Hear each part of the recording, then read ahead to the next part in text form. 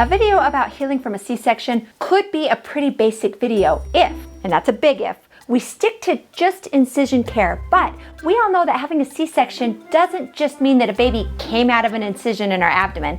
And while that does happen, there is a lot more involved in that process, which means there's a lot more involved for healing. But before we get into the bulk of the video, introductions are in order. My name is Diana. I'm a physician assistant specialized in women's health and gynecology. I am a mama to 4, 3 of which were delivered C-section. So I've been on both sides of the gurney, and I'm gonna share all my tips on how to heal. So let me know in the comment section below if you were planning on having a C-section, if you just had a C-section, or if you were just here for the fun of it. Every reason is a good reason to watch this video, so don't be shy and comment below. The first thing that I want to talk about is general recovery. You've had some kind of anesthesia, either an epidural, a spinal, or maybe even general anesthesia, and you've had a long incision across your lower belly, muscles, and fascia. And then a human being that you spent the last 9 months growing was then removed from your uterus, and then you were sewn back up. That's a lot. It's a major surgery, and your body needs a significant time to recover.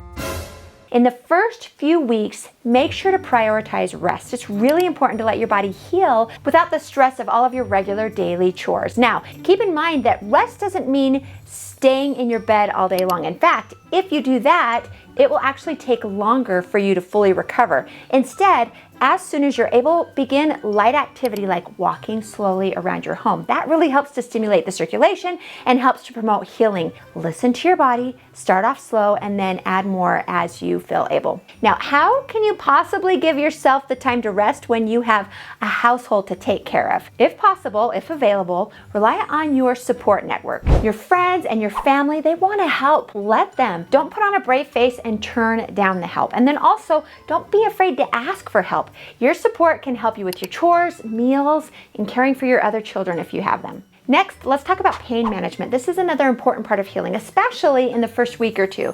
You're gonna feel pain. That's just how it goes after a major surgery. If you can keep your pain under control, that can help aid in your recovery. You can use the medications that are prescribed by your healthcare provider, but never take more than what was prescribed. On top of that, you can use things like heating pads for any back pain or abdominal binders if your OB recommends it. Now, moving on from your overall health, let's talk about emotional health. Because healing from a C-section isn't just physical, there's an emotional impact, and that can be pretty profound. New moms can have a huge mix of new emotions, from relief and joy to anxiety and even disappointment. Maybe you weren't planning on having a C-section and needed one on an emergency basis. That's what happened to me with my first. Maybe you thought that you would recover faster. There are so many reasons that you could have so many different feelings, and they are all valid. So if you're feeling overwhelmed, you're not alone. There are support groups both online and in person. Sometimes it's really nice to share your experiences and then hear other people's experiences too. Even in the comment section in this video, I mean, think about it.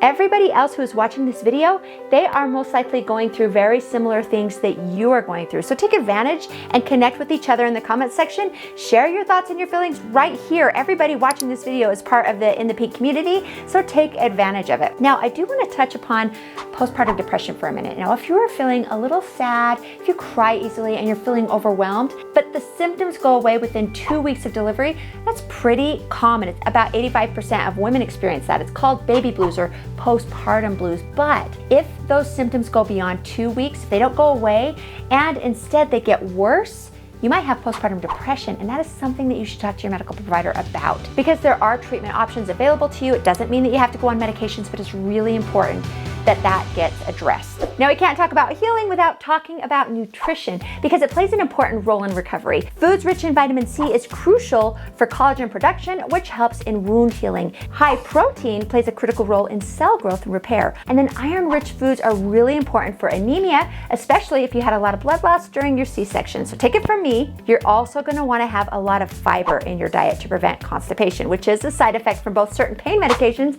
and iron supplements. Also keep in mind that your body needs more calories during your recovery, especially if you're breastfeeding. This is not the time to be cutting calories to try to lose the baby weight. Focus on nutrient-dense foods that fuel your body. Okay, now let's talk about the incision. How big will the incision be? Generally speaking, it will be about 4 to 6 inches long. and it varies depending on the size of the baby, any complications during the surgery, and then the mother's body type. Now, usually the incision is a horizontal incision just above the pubic hairline. Rarely, a classic incision is made, which is up and down, or a vertical incision. But that's usually only done with very preterm deliveries, certain positions of uterine fibroids or the placenta, or certain emergency situations. But the vast majority of C-sections will be the low transverse C-section. Now, always remember that I'm giving general information. Whatever your OB says about your incision care, that's what you should do. That being said, you can typically begin gentle washing of your incision within 24 to 48 hours, again, depending on your OB's instructions and also the type of dressing you have. The best way to do this is usually just washing it in the shower. So when you're washing it, gently clean the incision with mild soap and water. Use warm water, not hot water, and avoid scrubbing it. Don't use like a loofah or a bath sponge. Just using your hands is perfect. When you get out of the shower, you can gently pat dry it. Don't rub dry it. And then don't apply anything onto the incision unless your OB has instructed you to. It's not recommended to soak your incision in the bathtub, the swimming pool, or the hot tub for about 4 to 6 weeks, and after you have been cleared by your OB. Now, you'll want to watch for signs of infection around the incision. Warmth at the incision site, increased pain or tenderness, really foul smelling discharge, or bleeding from the incision. Also, a fever over 100.4 degrees is a sign that you might have an infection. So if you think you have an infection, you should contact your OB right away. Let's talk about scar healing. Once your incision has healed, you might start to think about scar management. You could use silicone sheets or gels, which can help minimize scarring. You can do gentle massage, which increases the flexibility and decreases the discomfort at the scar site. But one really important thing is to make sure to protect your scar from sun exposure. So using sunscreen or clothing, because UV rays can darken scar tissue. Make sure to stay hydrated because moisture also aids in healing. Or you don't have to do anything for your scar. I did nothing. I didn't use gels or silicone sheets. It does not bother me, not even once. Beyond the physical scar, keep in mind that nerve endings were cut and the incision, and even around the incision, is going to be numb for a long time. Mine was numb for several years. The last thing I want to talk about is warning signs after a C-section. It's important to know the signs that indicate that you should seek medical attention right away. So these include signs of infection at the incision site, severe or worsening pain, signs of a blood clot like swelling or pain in one leg, heavy vaginal bleeding, or fever. And so if you experience any of those symptoms or anything else at all that you're concerned about, make sure to get medical attention right away. Also, make sure to keep your postpartum appointment. This is a follow-up appointment with your OB, usually around 6 weeks.